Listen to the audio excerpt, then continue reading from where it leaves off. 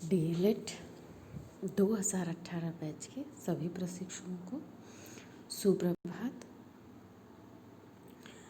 पिछले टॉपिक में हमने आत्मकथा कथा के बारे में जाना था और उसी के क्रम में आज हम बात करेंगे जीवनी के बारे में। जीवनी यानी जीवन वृत्तांत, किसी के जीवन का वृत्तांत। आत्मकथा लेखक स्वयं लिखता है अपने जीवन की घटनाओं को, किंतु जो जीवनी होती है उसे कोई अन्य व्यक्ति लिखता है किसी विशेष व्यक्ति पर। उसके जीवन की घटनाएं इसमें वर्णित होती हैं। हम इसकी कुछ प्रसिद्ध साहित्यकारों द्वारा परिभाषा देखें।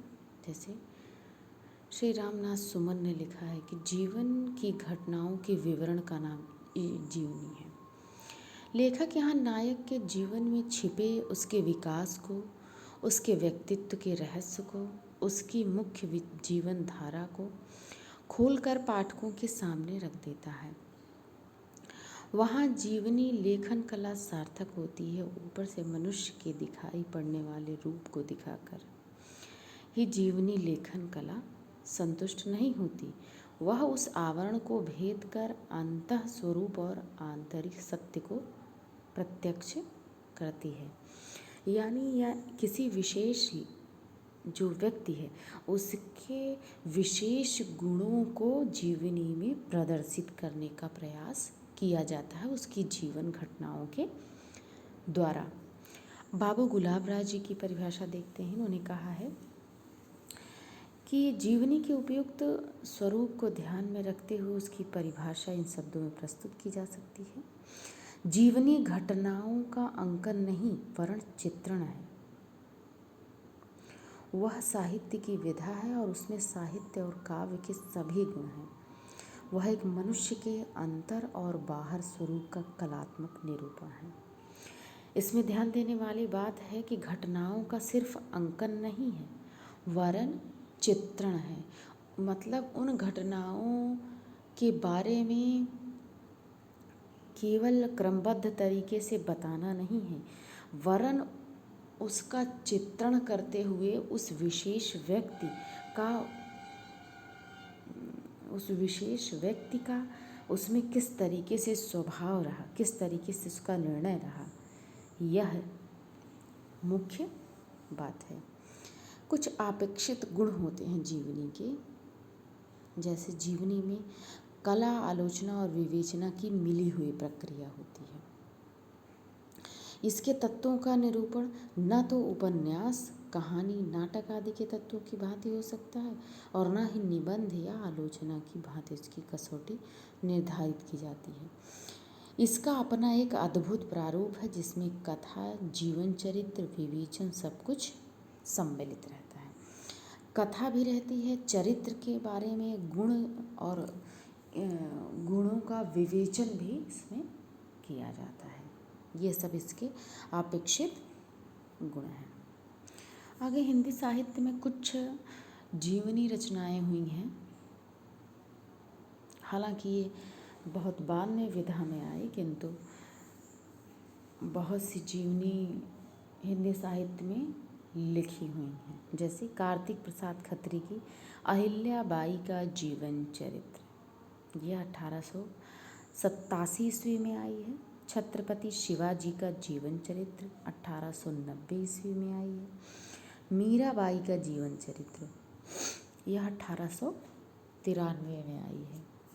ऐसे ही राधा कृष्ण दास जी की श्री नागरी दास जी का जीवन चरित्र 1894 में आई है।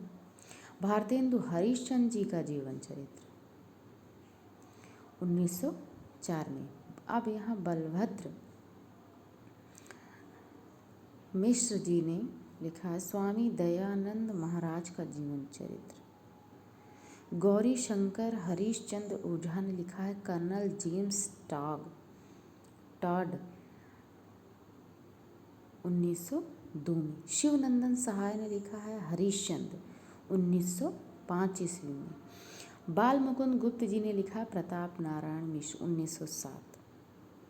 जबकि ये दोनों समकालीन कवि हैं हमारे हिंदी साहित्य के। बाबू श्याम सुंदर दास जी ने लिखा हिंदी कोविद रत्नमाला। इसके 2 भाग लिखे उन्होंने, प्रथम भाग 1909 में और द्वितीय भाग 1914 में। इसमें हिंदी साहित्य के 40 साहित्यकारों का जीवन है और ये बहुत ही परीक्षा की दृष्टि से बहुत ही महत्वपूर्ण जीवनी है, हिंदी कोविद रत्नमाला। आगे आचार्य रामचंद्र शुक्ल जी की है बाबू राधा कृष्ण दास 1913 में, मुकुंदी लाल वर्मा करमवीर गांधी 1913 में, संपूर्णानंद धर्मवीर भारती 1914 में, देशबंधु चित्तरंजन दास 1921 में। फिर आचार्य महावीर प्रसाद द्विवेदी जी ने लिखा प्राचीन पंडित और कवि 1918 में, सुकवि संकीर्तन 1924 में, चरित चर्चा 1929 में, सुख संपत्ति राय भंडारी लिखा है, डॉक्टर सर जगदीश चंद्र बसु और उनके आविष्कार 1919। आगे स्वामी सत्यानंद दयानंद प्रकाश 1919 में, राजेंद्र प्रसाद चंपा ने लिखा है चंपारण में महात्मा गांधी 1919 में, रामचंद्र वर्मा ने लिखा है महात्मा गांधी 1921 में, रामदयाल तिवारी जी ने लिखा है गांधी मीमांसा 1921 में, ईश्वरी प्रसाद वर्मा रूपमान तिलक गंगाधर तिलक 1921 में, बनारसी दास चतुर्वेदी कवि रत्न सत्यनारायण जी की जीवनी 1926 में, गणेश शंकर विद्यार्थी ने लिखा है श्री गांधी 1931 में, इंद्र वाचस्पति जवाहरलाल नेहरू 1933 में, सत्यभक्त कार्ल मार्क्स 1933 में, ब्रज रत्न ने लिखा है भारतेंदु हरिश्चंद्र 1934 में, सीताराम चतुर्वेदी ने लिखा है महामना पंडित मदन मोहन मालवीय, मनमथ नाथ गुप्त ने लिखा है चंद्रशेखर आजाद 1938 में, लक्ष्मी शंकर व्यास ने लिखा है पराणकरजी और पत्रकारिता 1960 में, चंद्रशेखर शुक्ल ने लिखा है रामचंद्र शुक्ल जीवनी और कृतित्व 1962 में, मदन गोपाल कलम का मजदूर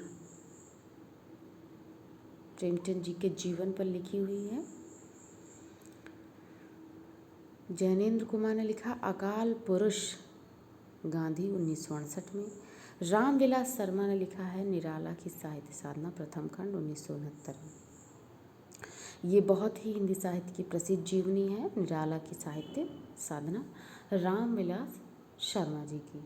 शिव कुमार कौशिक जी ने लिखा है प्रियदर्शनी इंदिरा गांधी, शांति जोशी ने लिखा सुमेधानंदन पंत जीवन और साहित्य, प्रथम खंड लिखा 1970 में और दूसरा 1977 में, जगदीश चंद्र माथुर ने लिखा जिन्होंने जीना जाना 1954 में, प्रतिभा अग्रवाल ने लिखा प्यारे हरिश्चंद्र 1997 में, सुलोचना रागे राघव ने लिखा है रागे राघव एक अंतरंग परिचय, बिंदु अग्रवाल ने स्मृति के झरोखे में 1999 में लिखा है, महिमा मेहता ने उत्सव पुरुष नरेश मेहता 2003, कुमुद नागर वटवृक्ष की छाया में, वटवृक्ष की छाया में भी हिंदी साहित्य की बहुत ही प्रसिद्ध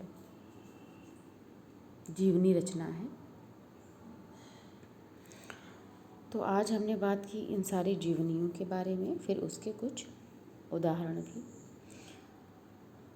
आगे भी जानेंगे हम इन सब के बारे में,